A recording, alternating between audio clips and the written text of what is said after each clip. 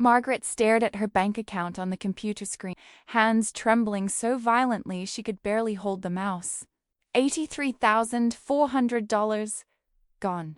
The number sat there, accusatory and absolute, next to transfers she'd authorized herself, every single one willingly, desperately, hopefully, given to a man she'd loved for 6 months but had never actually met. His phone was disconnected. His Facebook profile had vanished. And she finally understood what her daughter had been trying to tell her all along. David Mitchell had never existed. The retirement nest egg she'd spent 35 years building was in the hands of a stranger who'd mastered exactly one skill making lonely widows fall in love with ghosts. The question wasn't how this had happened. It was how she'd survived the night she'd discovered the truth, how she'd survive tomorrow, how she'd survive telling anyone. The Arizona sun had a way of making everything look bleached and timeless, as if the whole world had been left out to dry. Margaret Ann Holloway stood in her kitchen on a Tuesday morning in late September 2023, watching dust particles drift through the light that sliced between her half-closed blinds. The house was silent, except for the low hum of the air conditioner working overtime against the 100-degree heat outside. She was 62 years old, and for the first time in her life, she understood what people meant when they said silence could be deafening. It had been 3 years since Thomas died. 3 years since the cardiac arrest that took him in the middle of a Diamondbacks game. Right there in section 132, hot dog in hand. The doctors said he probably didn't feel much pain. That was supposed to be comforting. Margaret found no comfort in it. She found no comfort in much of anything anymore. Her daughter, Jessica, called every Sunday like clockwork. "How are you doing, Mom?" The same question, week after week, and Margaret gave the same answer. "I'm fine, honey. Keeping busy." It wasn't exactly a lie. She kept herself occupied. There were books from the library, afternoon walks when the temperature dipped below 90, volunteer work at the Paradise Valley Community Center on Thursdays. But busy wasn't the same as fulfilled, and fine wasn't the same as happy.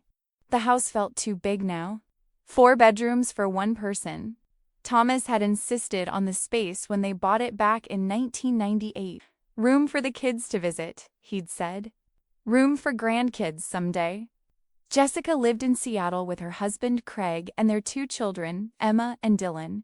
They visited twice a year, once in winter to escape the rain, once in summer despite the heat.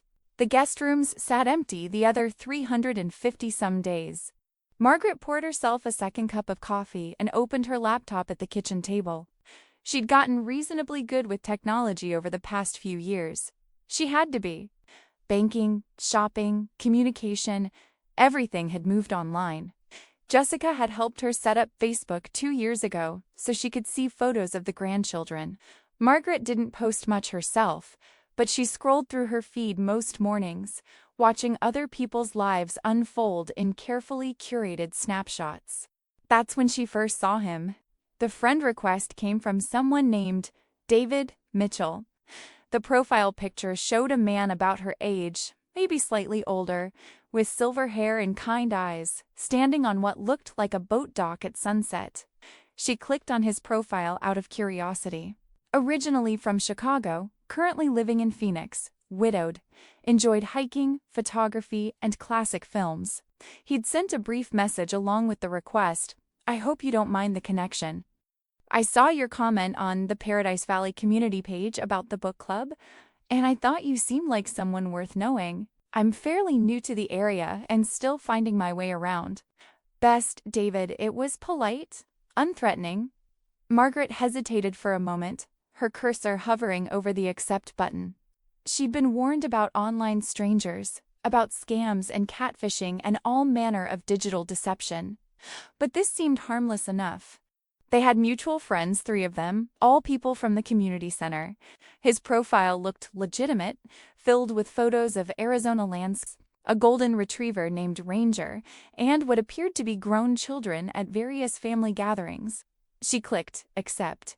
Within minutes, a new message appeared. "Thank you for accepting my request, Margaret.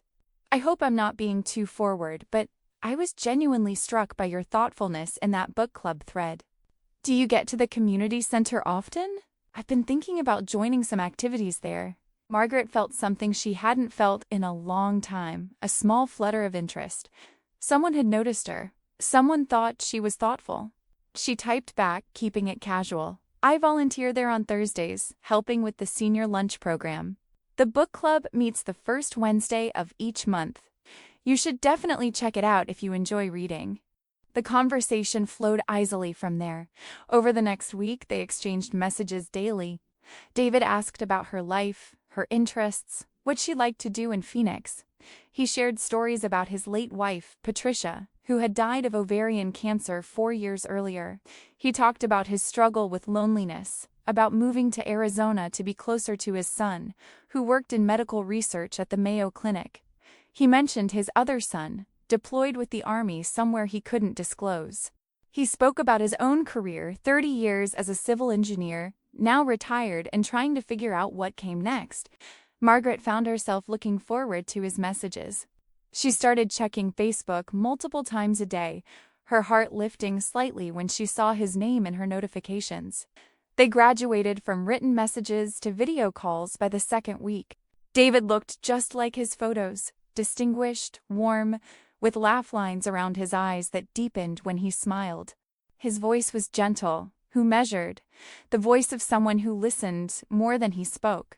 You have a beautiful smile, he told her during their third video call. I hope that doesn't sound inappropriate. I just mean, it's nice to see someone who still finds reasons to smile. Margaret felt her cheeks flush. She was 62 years old and she was blushing like a teenager. You're very kind, she said. I'm honest, David replied. There's a difference. By October, they were talking everyday video calls in the evening, text messages throughout the day.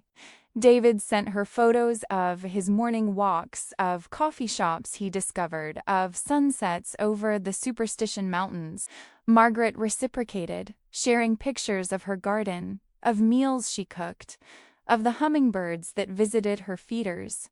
Jessica called on a Sunday in mid-October, and for the first time in 3 years, Margaret had something to tell her. I've been talking to someone, she said, trying to keep her voice neutral. There was a pause on the other end. Talking to someone? Like a therapist? No, honey. A man. His name is David. We met through Facebook. Another pause. Longer this time. Mom, please tell me you're being careful. Of course I'm being careful. We have mutual friends. He's legitimate. We've been video chatting. I can see him. It's not like he's some fake profile. Have you met him in person? Not yet. He's been dealing with some health issues.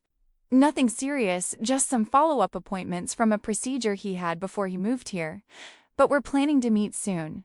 Mom, I really think you should be cautious with this kind of thing. There are a lot of scams targeting. Targeting what? Lonely old women? Margaret heard the edge in her own voice. I'm not senile, Jessica. I know how to use common sense. I didn't mean it like that. I just worry about you. I know you do. But I'm fine. Really? When they hung up, Margaret felt the familiar weight of guilt mixed with irritation. Jessica meant well. She always meant well. But there was something infantilizing about the constant worry, the unspoken assumption that Margaret couldn't take care of herself. David called that evening, and Margaret mentioned the conversation with her daughter. She's protective, David said. That's natural. My sons are the same way. They think I'm one step away from being scammed out of my retirement fund every time I open an email. He laughed, but there was understanding in his tone. It comes from love, even when it feels like judgment. You always know the right thing to say, Margaret said softly. I just know what it's like to feel alone, David replied. And I know what it's like to find someone who makes that feeling go away. That night, lying in bed, Margaret allowed herself to imagine a different one where the house didn't feel so empty. One where she had someone to share meals with, to watch movies with, to simply sit in comfortable silence with. David had awakened something in her that she thought had died with Thomas Hope. She had no way of knowing that hope, in the wrong hands, could be the most dangerous thing of all. November arrived with cooler temperatures and the promise of the Arizona winter that transplants found laughable and locals cherished. Margaret had started to think of her days in terms of before and after her conversations with David. The mornings felt brighter, knowing she'd hear from him. The evenings felt less lonely with his face on her screen. They'd progressed beyond small talk into deeper territory. David shared details about his marriage to Patricia, how they'd met at Northwestern University in 1981, how she'd supported him through graduate school, how her illness had devastated them both. He showed Margaret photos, Patricia at their wedding, young and radiant in a simple white dress. Patricia with their 2 sons on a beach somewhere. Patricia in her final months, thin and fragile but still smiling. "I don't show these to just anyone," he said during one of their evening calls. "But I feel like you understand. You've walked this same path." Margaret did understand. She shared her own photos of Thomas, their wedding in 1984, vacations to the Grand Canyon, Christmases with Jessica. She talked about the randomness of his death, how one minute he was laughing at a player's error and the next he was gone, how she'd screamed in the stadium, how strangers had tried to help, how the paramedics had worked on him for 20 minutes before someone finally told her what she already knew. "The worst part," she confessed, "is feeling like I should be over it by now. 3 years is a long time. People expect you to move on. So there's no timeline for grief," David said. "Anyone who tells you different hasn't lost someone who mattered." These conversations created an intimacy that Margaret hadn't experienced since Thomas died. David remembered small details, the names of her grandchildren, her favorite author, the fact that she preferred tea in the afternoon but coffee in the morning. He asked follow-up questions about things she'd mentioned days earlier. He made her feel seen in a way she'd forgotten was possible. In mid-November, their first attempt to meet in person fell through. David called her on a Wednesday afternoon, his voice strained. "Margaret, I hate to do this, but I need to cancel our dinner plans for Friday. I'm at the Mayo Clinic right now. They found some irregularities in my follow-up blood work and want to run more tests." "Oh no, David, is it serious?" "They don't think so. Probably just residual effects from the kidney stone procedure I had in August, but they want to be thorough." "I'm so sorry. I was really looking forward to finally meeting you face to face." "Don't apologize. Your health is what matters. Do you need anything? I could bring you something. You're sweet to offer, but they're keeping me here for observation for a few days. I'll be fine, just frustrated, you know? I feel like the universe is conspiring to keep us apart." They rescheduled for the following week. But that plan also fell through when David's son in the Army had a family emergency that required David to fly to Virginia. The week after that, David came down with a respiratory infection that his doctor insisted he isolate for. "I'm beginning to think we're cursed," Margaret joked during a video call in early December, though part of her was genuinely starting to worry. 4 months of daily communication, and they still hadn't met in person. "Not cursed," David said, "just tested. The best things in life are worth waiting for." Despite the postponements, their emotional connection deepened. David started saying, "I love you" at the end of their calls in December. The first time, Margaret froze. "I'm sorry," David said quickly. "That was too soon. I didn't mean to make you uncomfortable. No, it's not that. I wasn't expecting it. I know it might seem fast, but at our age, Margaret, life feels different, doesn't it? I lost Patricia, and it taught me not to waste time on what I feel, and I feel something real with you. But please, don't feel pressured to say it back. I just wanted you to know." 2 days later, Margaret said it back, and she meant it. Jessica called the weekend before Christmas. "Are you coming to Seattle for the holidays?" "I don't think so, honey. The flights are so expensive this time of year, and with the winter weather, I'd worry about delays." "Mom, we haven't seen you since July." "The kids keep asking about Grandma, I know. I'm sorry. Maybe I can come in February when things calm down." "Does this have anything to do with that man you mentioned, David?" Margaret hesitated. She'd been deliberately vague about David in her conversations with Jessica, sensing her daughter's disapproval. Partly, we were planning to spend some time together over the holidays. You still haven't met him in person, have you? It's been complicated. He's had some health issues. Mom, please listen to yourself. 4 months and you haven't met this person. Doesn't that seem strange to you? Life happens, Jessica. You of all people should understand how complicated schedules can be. It's not about schedules. I'm worried you're being manipulated. The word hung in the air between them, sharp and accusatory. I'll pretend you didn't just say that, Margaret said quietly. I need to go. Tell the kids I love them.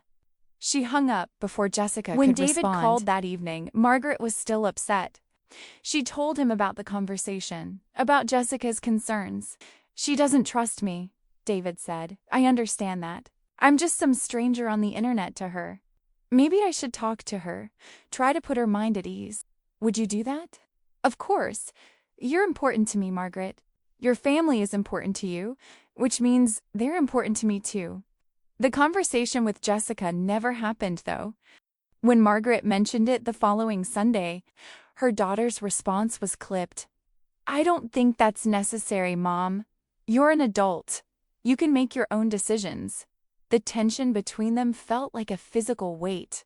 On December 20th, David called with news. I finally have a meeting date for that business investment I mentioned, the one in Dallas. It's a big opportunity, a contract to consult on a water treatment facility. But there's a problem. What kind of problem? The preliminary fees. I need to pay for the engineering assessments and legal reviews up front before the contract is finalized. It's standard for projects this size, but my money is all tied up in certificates of deposit that won't mature until January. I can't access it without paying enormous penalties. Margaret felt a small twinge of unease. How much are we talking about? $15,000. I know it's a lot. I wouldn't even mention it, except this project would bring in over $200,000 in consulting fees over the next year. I'm going to lose the opportunity if I can't come up with the assessment fees by the end of the month. The twinge grew stronger. David, I don't have that kind of money just sitting around. I know, I wasn't asking you for it. I was just, I don't know, I needed to talk to someone. You're the only person I trust with this kind of thing. They talked for another hour about other things, but the financial issue hung in the background of Margaret's mind. That night, she lay awake thinking about it. $15,000.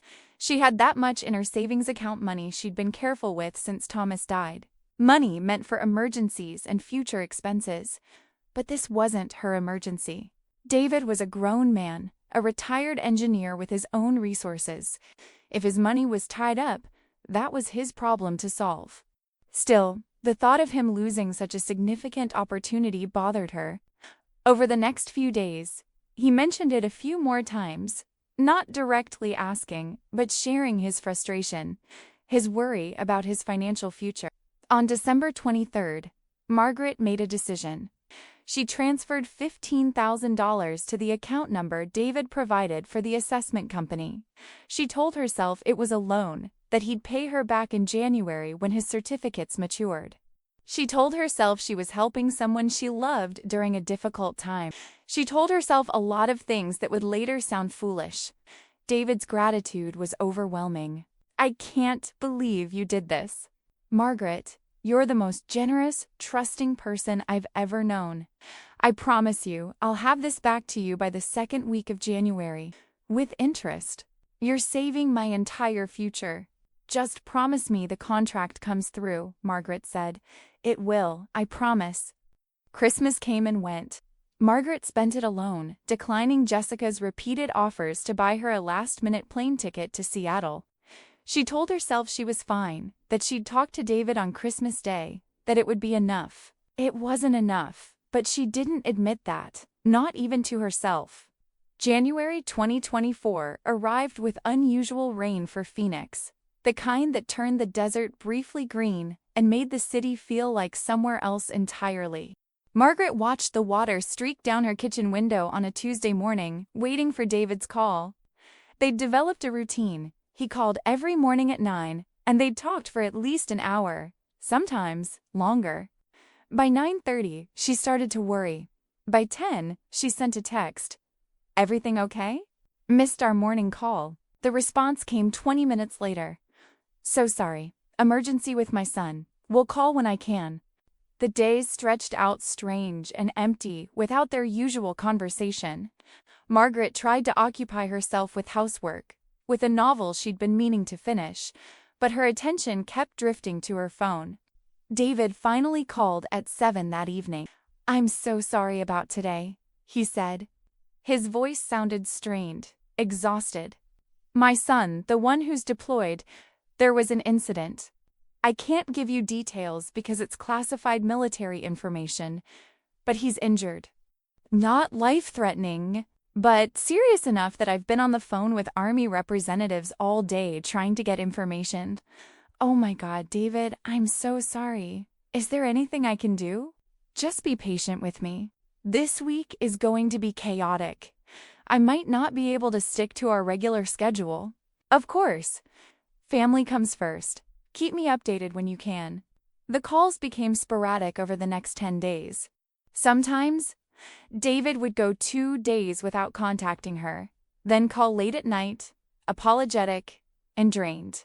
He was dealing with his son's medical situation, he explained, and simultaneously trying to finalize the Dallas contract, and the stress was overwhelming. On January 12th, he called with more bad news. The contract hit a snag.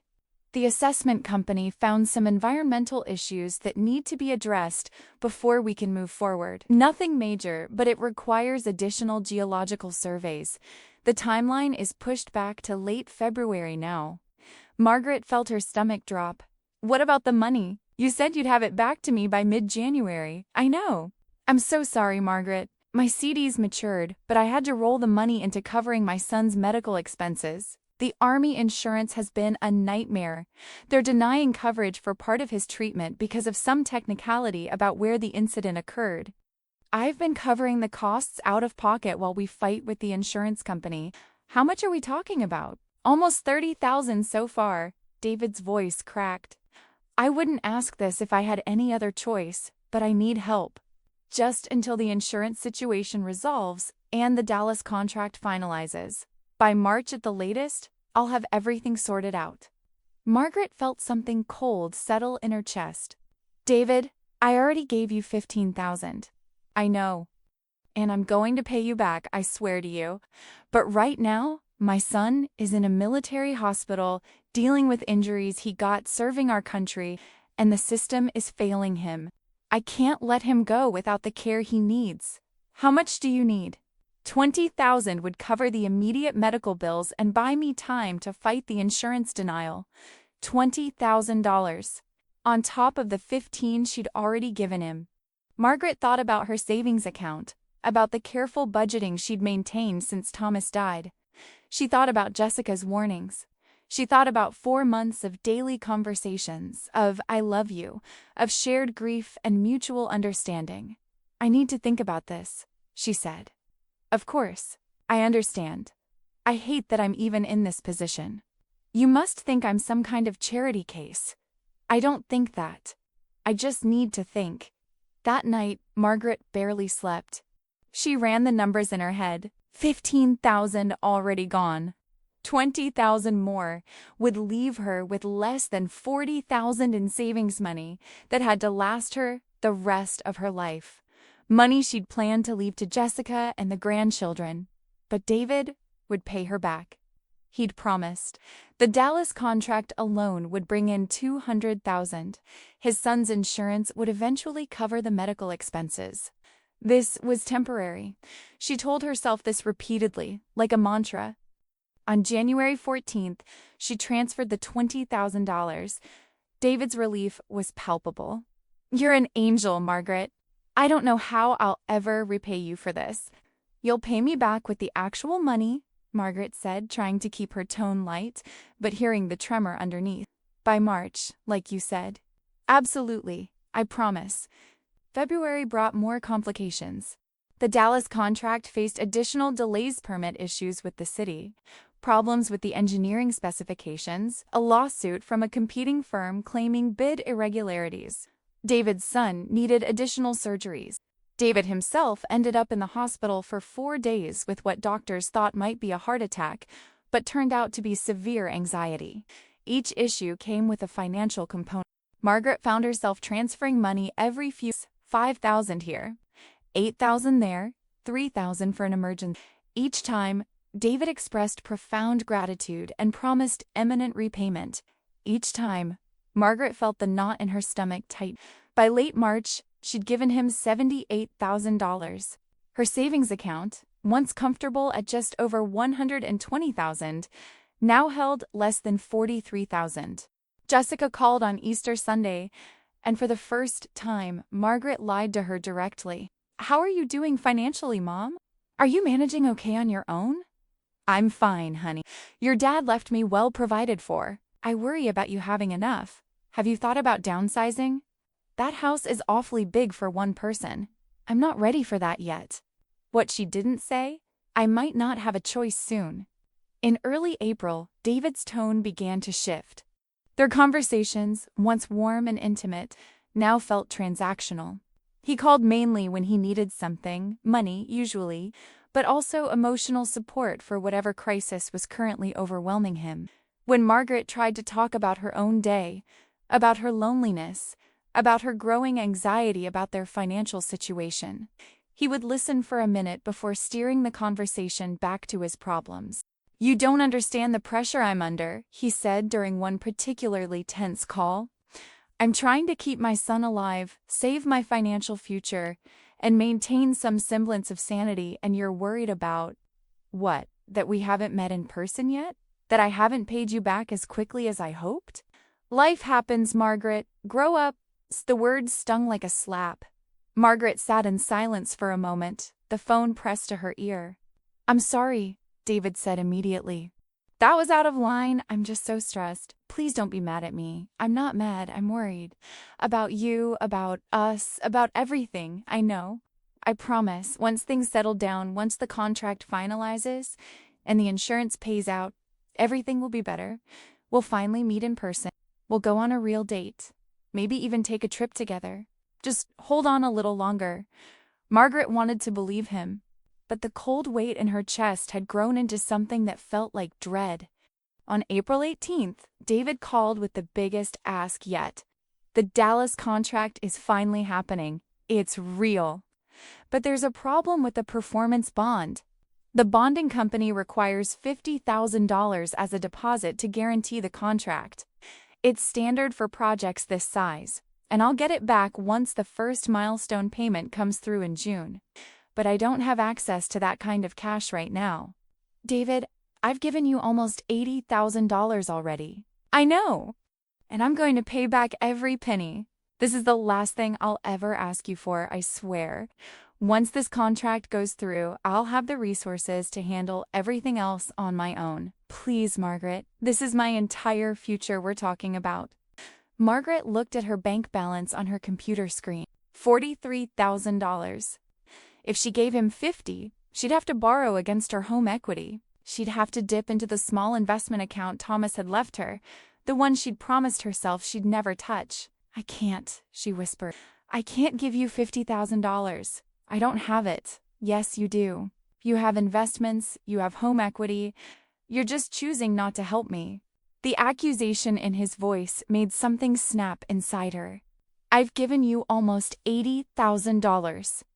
I've emptied my savings account for you. I've done nothing but help you for 5 months, and I've appreciated every penny.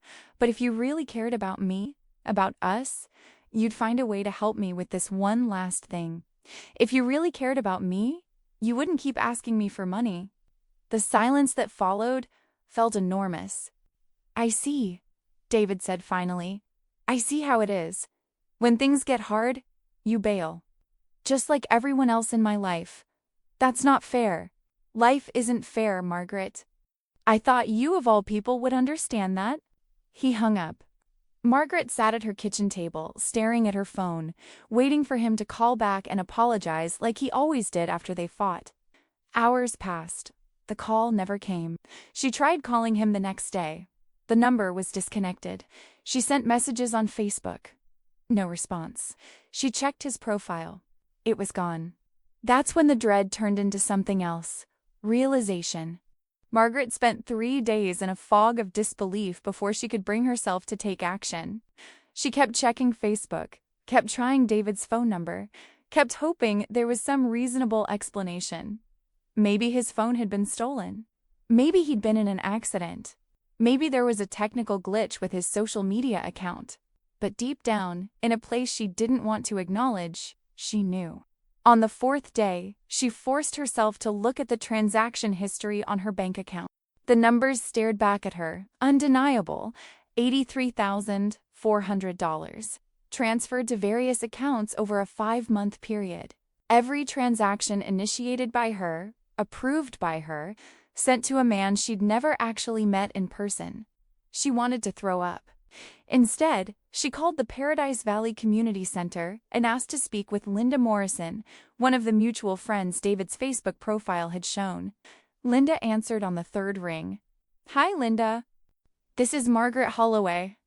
We've met a few times at the senior lunch program, of course. How are you, Margaret? I have a strange question. Do you know someone named David Mitchell? Your name showed up as a mutual friend on his Facebook profile." There was a pause. "I don't think so. What does he look like?" Margaret described him: silver hair, kind eyes, the photos she'd seen hundreds of times. "No, I definitely don't know anyone like that. Are you sure we were listed as mutual friends?" "That's what it showed." That's odd. Maybe someone hacked my account or something. "I've been having weird issues with Facebook lately." Margaret thanked her and hung up. She called the other 2 mutual friends. Neither knew anyone named David Mitchell. The profile had been fake. The mutual friends had been fabricated or spoofed. Everything had been a lie. She spent that evening researching romance scams. The information she found made her feel simultaneously vindicated and stupid. Everything David had done, the emotional bonding, the postponed meetings, the escalating financial requests, the guilt trip, it was all there in article after article. Textbook manipulation. Thousands of people, mostly women over 50, fell victim to these schemes every year. The average loss was $75,000. Margaret had lost more than that. She wanted to call Jessica, but shame kept her from picking up the phone. How could she admit she'd been so gullible? How could she confess that her daughter had been right to be suspicious, that all those warnings Margaret had dismissed had been justified? Instead, she called the Phoenix Police Department's non-emergency line. The officer who took her report was professional but not particularly encouraging. "Romance scams are extremely difficult to prosecute," Officer Chun explained. "The perpetrators are often operating from overseas, using untraceable payment methods and fake identities. We'll file the report and forward it to our fraud division, but I want to be honest with you about the likelihood of recovering your money." "What's the likelihood?" "Very low. Less than 5% of victims recover any funds." Margaret felt the last ember of hope extinguish. "So, he just gets away with it. We'll investigate." But these are sophisticated operations. They know how to cover their tracks. After filing the police report, Margaret contacted her bank. The fraud specialist was sympathetic but clear. Because Margaret had authorized all the transfers herself, the bank had no grounds to reverse the transactions or provide reimbursement. "But I was scammed," Margaret protested. "Yes, ma'am, and I'm very sorry that happened to you. But from the bank's perspective, you willingly sent money to these accounts. There was no unauthorized access to your account, no technical fraud on our end. This is a matter for law enforcement, not for bank fraud protection." Every door she tried led to the same dead end. The money was gone. David, if that was even his real name, was gone. Her savings were decimated, and she was alone with the consequences of her own foolishness. Jessica called on a Sunday in early May, right on schedule. "Hi, Mom. How are things?" Margaret opened her mouth to say fine, the way she always did. But the words stuck in her throat. Instead, what came out was a sob. "Mom! Mom, what's wrong?" And then it all came spilling out, the whole story. From that first friend request in September to the disconnected phone number in April. Margaret cried through most of the telling, barely able to get the words out. Jessica listened in silence until the story was finished. "How much?" Jessica asked finally. $83,400. Jessica drew in a sharp breath. "Mom. Oh, Mom. I know. I'm an idiot. You tried to warn me and I didn't listen. You're lonely and grieving, and some monster took advantage of that. This isn't your fault. It feels like my fault. I'm getting on a plane. I'll be there tomorrow. You don't need to do that. You have work. You have the kids. Mom, I'm coming. We're going to figure this out together." Jessica arrived Tuesday afternoon with a carry-on bag and a laptop. She'd taken the rest of the week off work and left the kids with Craig. For the next 4 days, she and Margaret went through every detail of the scam, reviewing the Facebook messages Margaret had saved, documenting the timeline, listing every transaction. "We need to report this to the FBI," Jessica said. "They have an internet crime complaint center specifically for this kind of thing." They filed the report together. Then they contacted the Federal Trade Commission. Then they reported the fake Facebook profile and the various email addresses David had used. They researched lawyers who specialized in fraud cases, though most of them offered little hope without knowing the scammer's real identity or location. Jessica also insisted on something else. "You need to tell your story, Mom. Publicly." "What?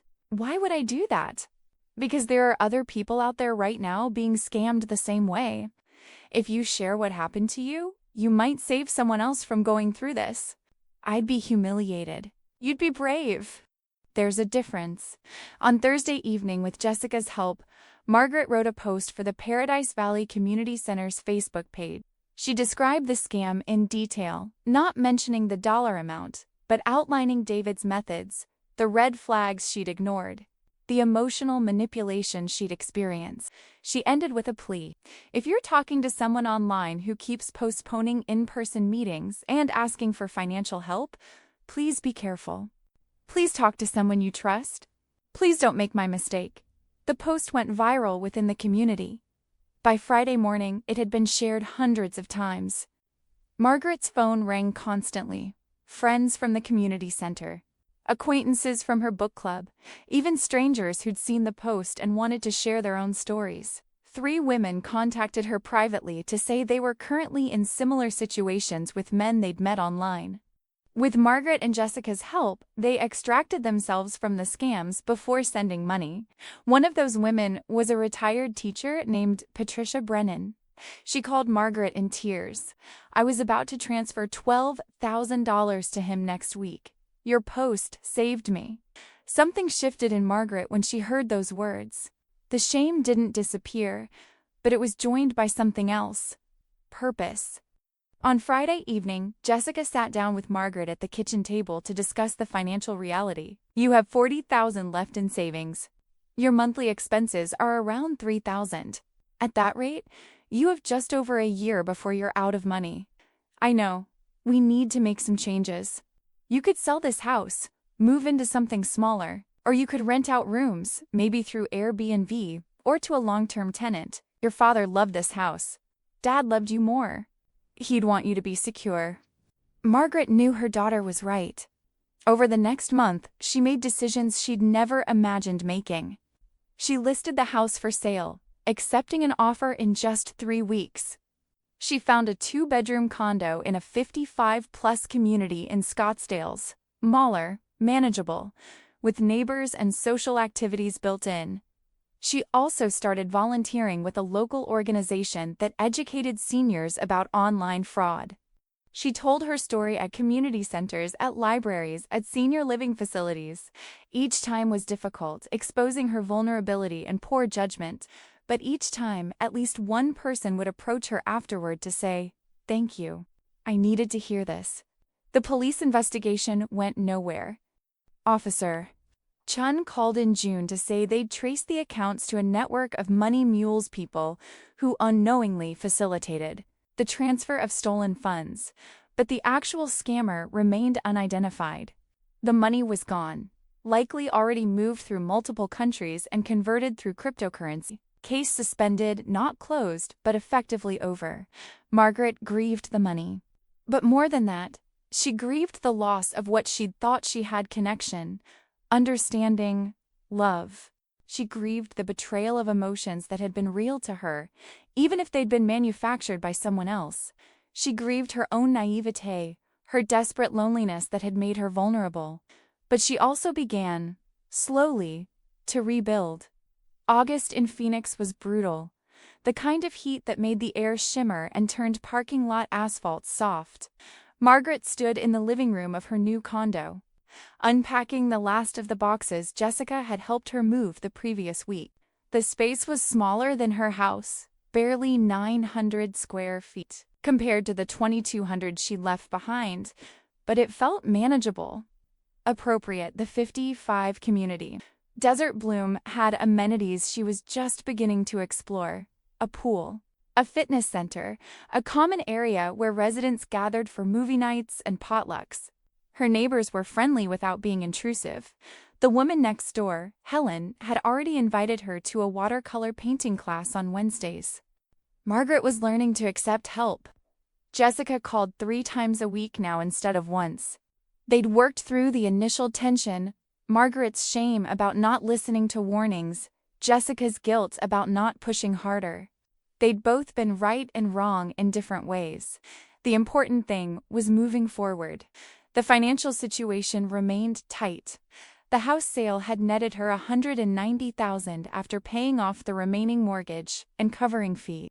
Combined with what was left in her savings and the small investment account, she had just under $250,000 total. It wasn't the $330,000 she'd had before David, but it was enough to live on carefully. The condo's HOA fees were manageable.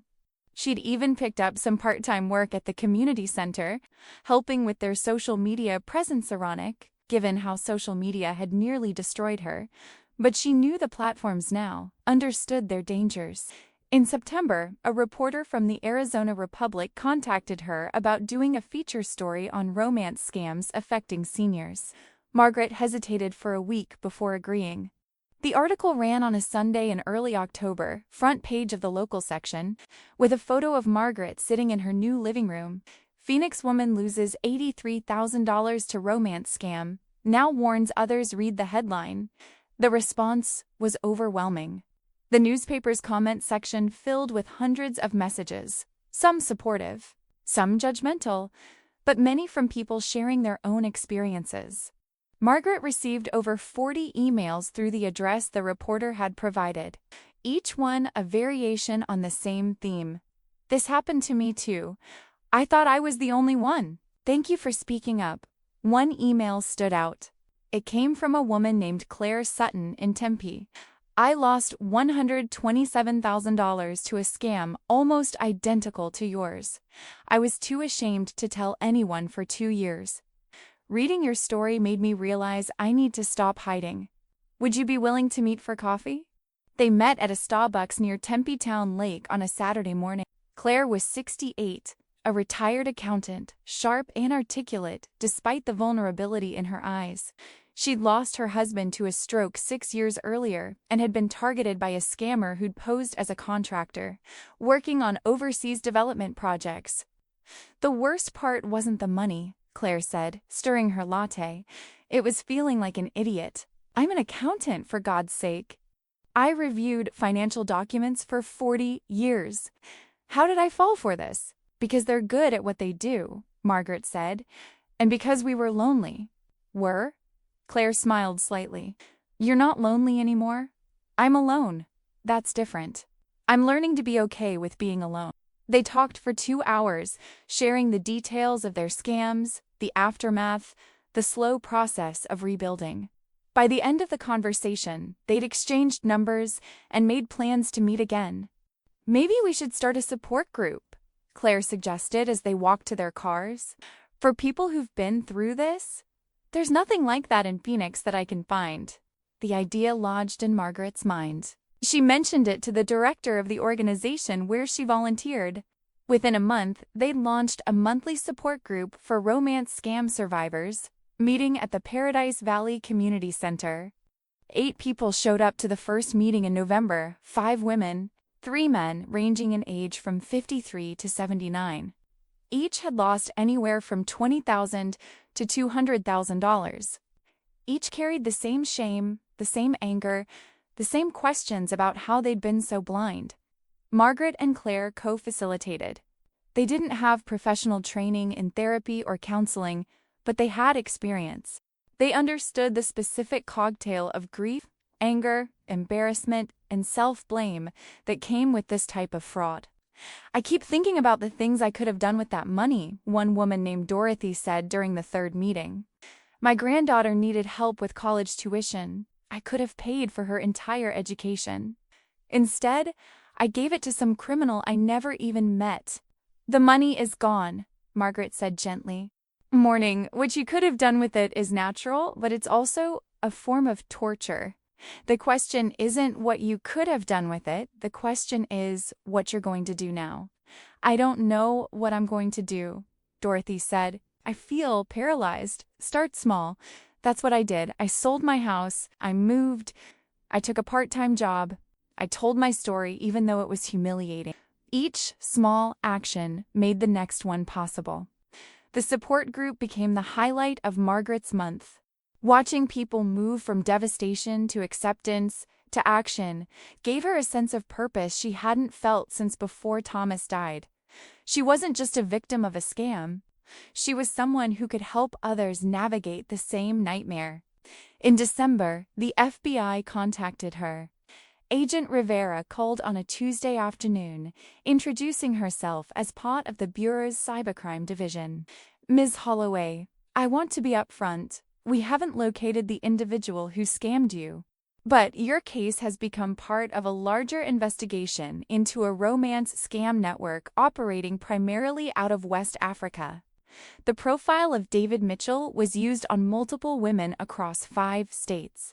You weren't the only victim. Something about that information was both comforting and horrifying. How many others? At least 17 that we've identified. Total losses exceeding $1.4 million. Margaret sat down, her legs suddenly weak. Jesus! We're building a case against the organization. Though I want to manage expectations, prosecuting international cybercrime is extremely difficult. But every piece of information helps. Would you be willing to provide additional testimony if needed? Yes, absolutely. After the call, Margaret sat in her quiet condo and thought about those 17 other women. 17 other lives disrupted, maybe destroyed. 17 other families dealing with the aftermath. The scale of the cruelty was staggering. But what struck her even more was this. She'd survived it. She'd lost more money than most people would ever have in the first place, and she was still here, still functioning, still finding reasons to get up in the morning. Christmas approached, and this year, Margaret accepted Jessica's offer to fly to Seattle. She spent a week with her daughter's family, playing board games with Emma and Dylan, cooking meals with Jessica, watching Craig attempt to assemble a complex Lego set with more enthusiasm than skill.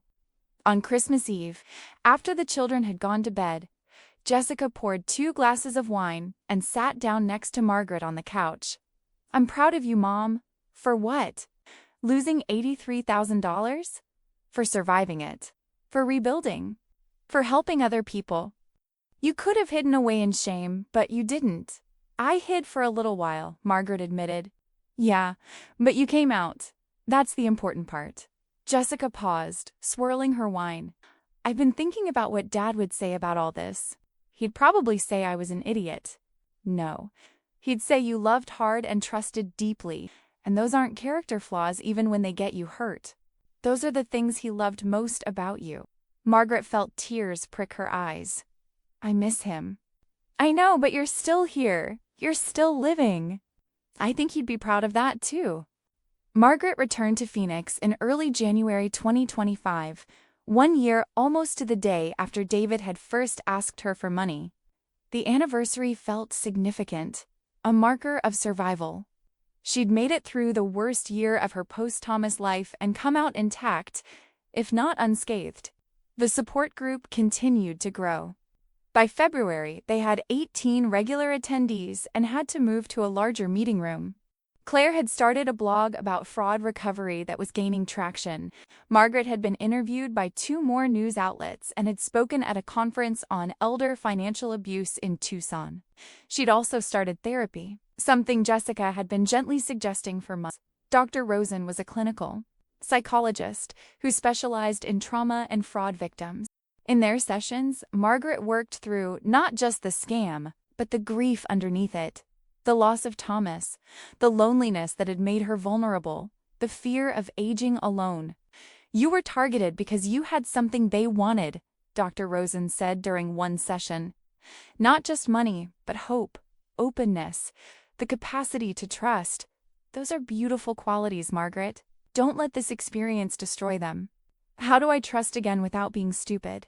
You learn to trust carefully. You verify information. You move slowly. You listen to your instincts and to the people who love you. But you don't shut down completely. That would be letting them win. In March, Margaret went on a date. Not a romance, just coffee with a man named Robert who attended her book club at the community center. He was 72, recently retired from teaching high school English, kind and bookish, and refreshingly straightforward. "I'm not looking for anything serious," Margaret told him up front. "I've had some difficult experiences with relationships recently." "That's fine," Robert said. "I'm not looking for serious either. I'm just looking for someone to discuss Toni Morrison with who actually has interesting opinions." They met for coffee twice a month after book club. Sometimes they talked about literature, sometimes about their late spouses, sometimes about the absurdity of dating in your 60s. It was comfortable, easy, with no pressure and no expectations. "This is nice," Margaret told Claire at one of their now irregular lunch dates. "This friendship that isn't trying to be something more." "You're healing," Claire observed. "Really healing, not just surviving." Margaret considered that. She'd moved from the acute crisis phase into something that felt like actual recovery. The shame had dulled to a manageable ache. The anger came less frequently. She still had nightmares sometimes, dreams where she was transferring money while apart. Of her brain screamed to stop, but they were becoming less vivid. She'd also made peace with the financial reality. She couldn't change what had happened. She could only control what happened next. She was careful now, deliberate with every dollar. But she wasn't destitute. She had a home, enough money to live on, work that gave her purpose, and people who cared about her. In April, the support group celebrated its 6-month anniversary with a potluck dinner. 19 people showed up, sharing food and stories and small victories. Dorothy, who'd felt paralyzed in November, announced she'd just started a part-time job at a library. A man named Kenneth said he'd finally told his adult children about the scam he'd hidden from them for 8 months. A woman named Grace, who'd lost $200,000, said she'd stopped having daily panic attacks about money. "We're all still here," Margaret said in her brief remarks at the dinner. "That's the thing they don't tell you about survival. It's not dramatic or triumphant most days. It's just showing up, doing the next small thing, and still being here at the end of the day. Every person in this room showed up. That matters." After everyone left, Claire helped Margaret clean up the community center kitchen. "Do you ever think about David?" Claire asked. "Wonder who he really was?" "Sometimes. But I've realized it doesn't matter. David Mitchell doesn't exist. Whoever was behind that profile is just a criminal doing terrible things for money. Knowing his real name wouldn't change anything. Do you think you'll ever fully trust someone again? Romantically, I mean." Margaret dried a serving dish, considering the question. "I don't know. Maybe. But I'm not in a hurry to find out. I'm good right now, exactly where I am." And she was. Not perfect, not healed completely, not without moments of anger or regret or lingering shame, but good, functional, moving forward rather than just treading water. She drove home to her small condo as the sun set over the Phoenix Mountains, painting the sky in shades of orange and purple. Tomorrow, she'd go to her part-time job at the community center. Tomorrow night, she had watercolor class with Helen. Next week, the support group met again. Next month, Jessica and the kids were visiting for spring break.